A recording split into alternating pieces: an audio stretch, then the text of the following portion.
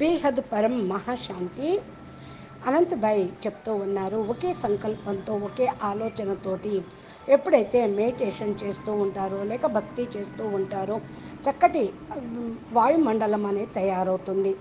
ఈ రోజుల్లో సైన్స్ వాళ్ళు కూడా ఈ వాయుమండలాన్ని కొలిచేటువంటి ఇన్స్ట్రుమెంట్ అనేది లేనే లేదు. సైన్స్ వాళ్ళ దగ్గర సాధన లేదు.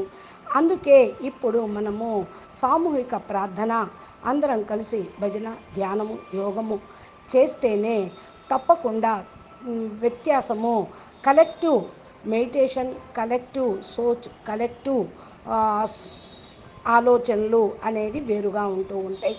అయితే మనము మృత్యువు అనేది నడిపించేది కాదు, ఇది ఆప్షను కాదు. మృత్యువు అంటే మృత్యువే, రోగము అన్న మాట లేదు. భగవంతుడి యొక్క స్వరం వినపడటం, దీనితోటి మనం ముందుకు వెళ్ళటం అనేదే సాగాలి. మన కర్మల ఖాతాను